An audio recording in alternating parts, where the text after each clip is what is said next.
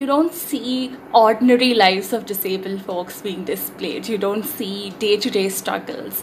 And one part is sexuality, is trying to have relationships and intimacy with people when you have a disability.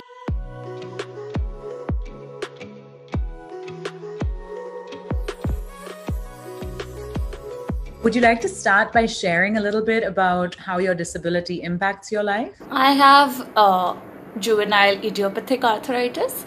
I got diagnosed with it when I was about 15, 16 years old. I also got diagnosed with heart disease when I was really small, rheumatic heart disease when I was about 6. And I also have a ton of other conditions like Ehlers-Danlos syndrome, something called POTS, and fibromyalgia. The one common thing in all of my conditions is pain.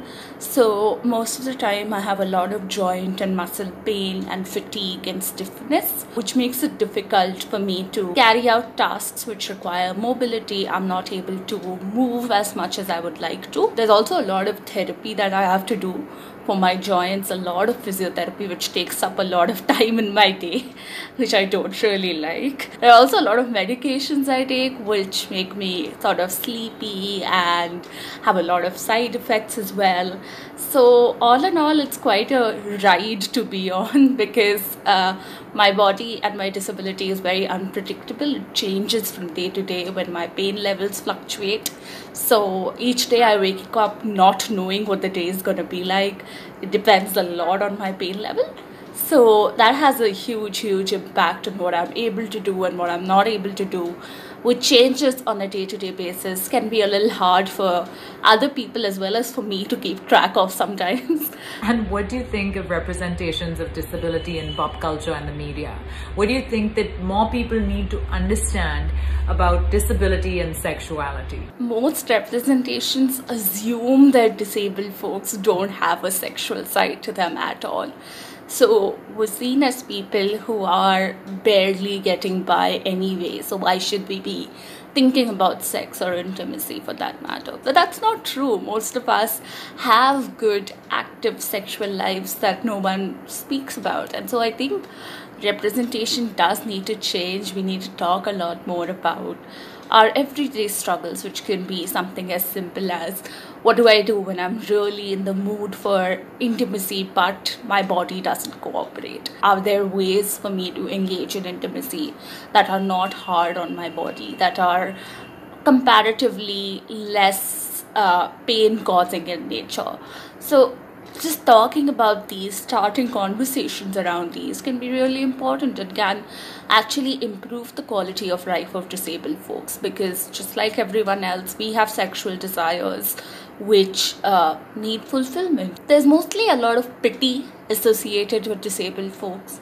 You look at them with sadness and pity rather than looking at them and seeing good whole human beings, which is who we are.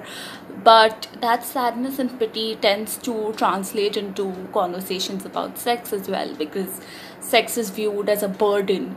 Sometimes generally in society, you see a lot of people being applauded for, let's say, marrying a disabled person. You see people being praised for putting up with being in a relationship with a disabled person. This is a really harmful perception. We don't need anyone else to be with us out of pity.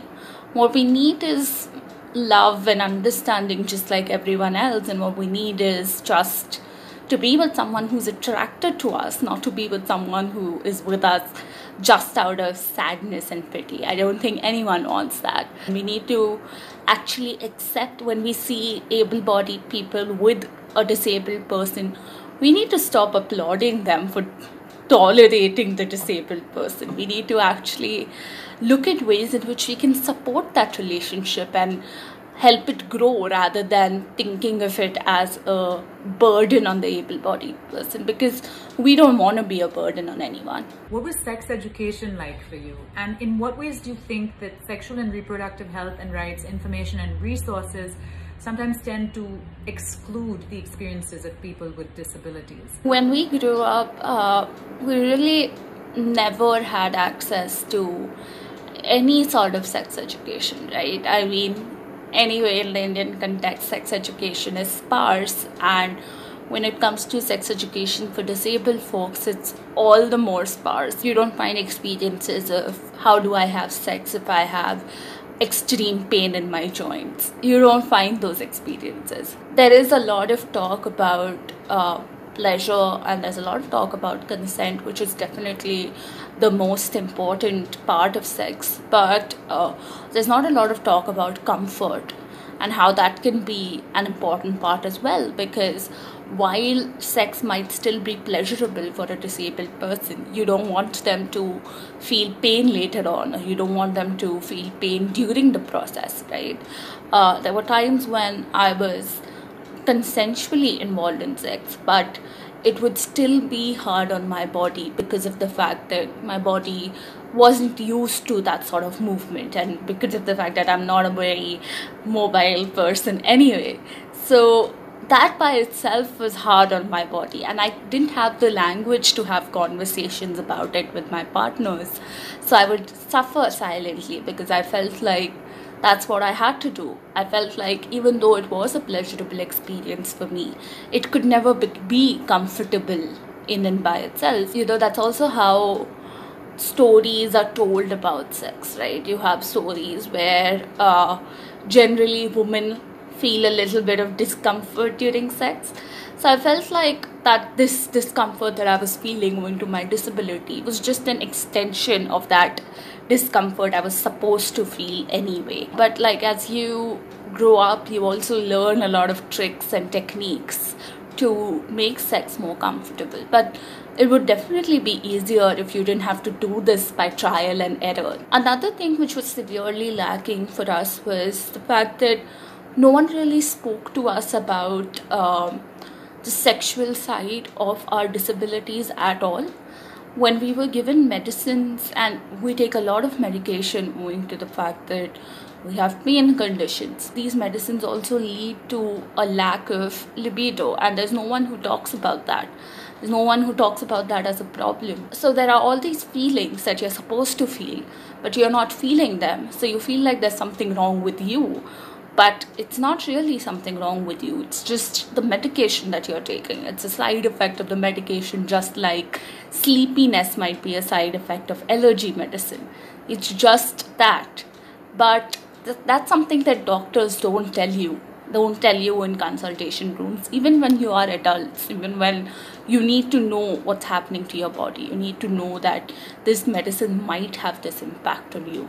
And then you get to think about whether you want to take that medicine, whether you want to look for alternatives and things like that. And till today, that side effect of medication isn't considered to be a major side effect. It's just considered to be something that you deal with and live with. We don't talk about how to have healthy sexual lives even when you are on such medication in the long term. How do your experiences of disability, gender, and sexuality intersect and inform each other? So let me start first with gender and sexuality and how they sort of tie in with disability. Research has shown this, that women are less likely to report pain levels, or when they report pain levels, they are less likely to be believed about their pain levels. Women are generally snubbed off as being too, they're snubbed off as having it all in their head, or they're just told that you're just probably too emotional and that's causing all these problems for you. So for me, my disability and gender tied in very early on in my life, because each time I would complain about my pain, I was not believed. It was always thought of as, she's just doing this for attention. And that sort of translated into my life with my partners as well, because I was never very comfortable or open with talking about my pain, given the fact that I had been snubbed off so many times. And that happened in settings that were very intimate as well, because when I would bring up pain, it was thought of as an excuse. It wasn't thought of as, this place where you're expected to draw the line and stop because your partner is in pain. Rather, it was thought of as, oh, she's just making something up because she's not liking this or something. And That's a confusion that really plagued a lot of my partners, because they would feel that I was using pain to get out of something that I didn't want to do, when that wasn't true at all. I was using pain because I was in pain. It didn't have anything to do with the act or any intimacy. I was okay with it, but I was still in pain. And that was a completely different consideration, which people had a hard time accepting. And I think that's something to do with the fact that women are much less likely to be believed, especially in these settings. Would you like to talk a little bit more about what it's like navigating dating and relationships? As a disabled person, you don't have that sort of luxury to just go on a dating app and go on a date with someone to just figure it out.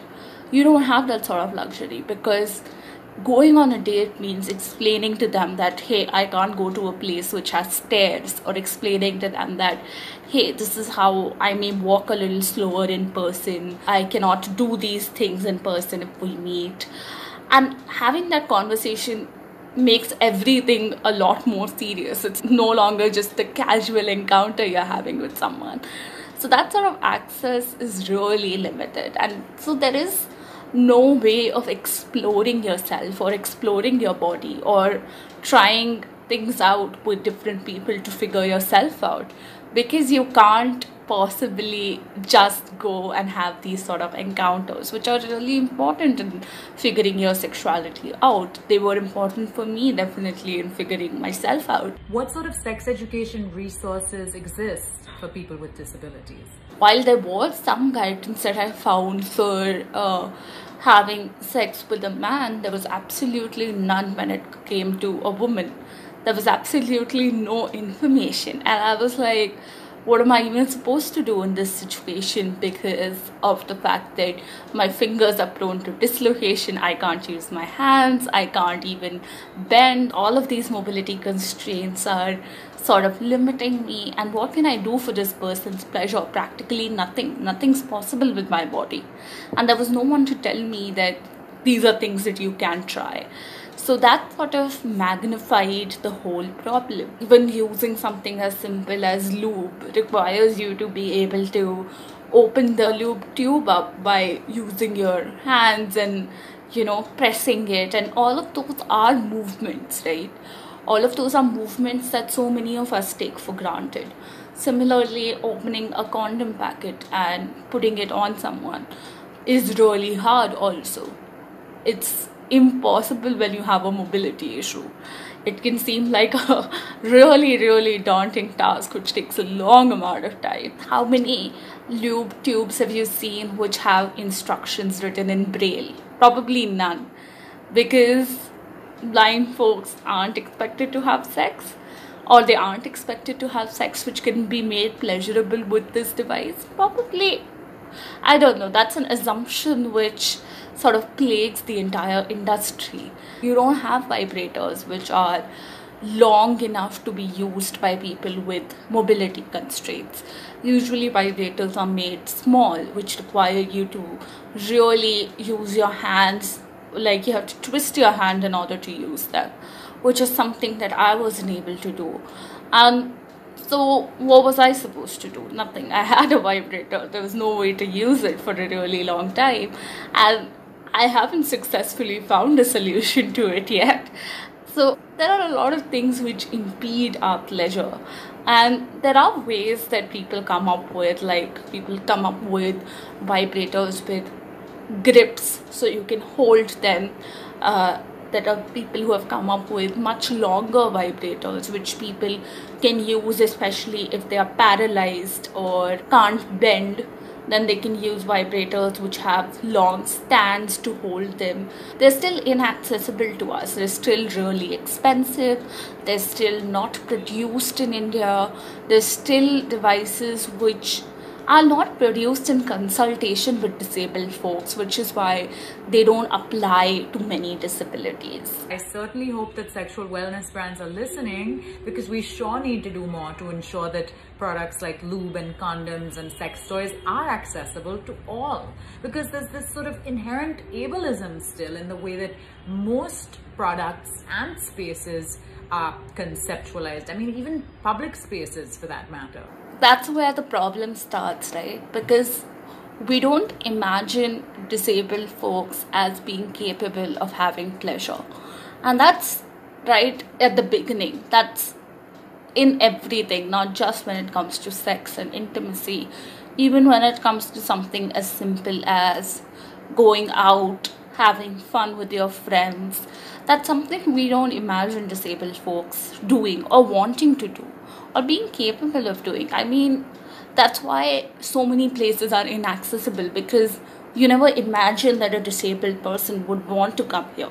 You don't imagine that a disabled person would want to sit at a bar and have a drink. You don't imagine that. But if you start imagining that, if you start imagining that sort of life and that sort of future for disabled folks, that's when you can create accessibility. Because then whenever you're doing anything, you're imagining that a disabled person is also going to want to do this. So I should create accessibility for them. And that sort of imagination is something that's of course linked to portrayals, and how sometimes portrayals focus too much on struggles and not on the fact that disabled folks, like everyone else, have ups and downs. There are still desires that we have. There are still hopes and dreams and so many things we think about every day. We don't sit and think about our disability and feel sad about it every day. Of course, we have our moments when we do, but there are times when we want to just go out, just have fun, go on adventures, do things with people, and just imagining that and seeing that portrayed can lead to so much more accessibility. That's the first step, looking at disabled people as being people who are capable of wanting these things.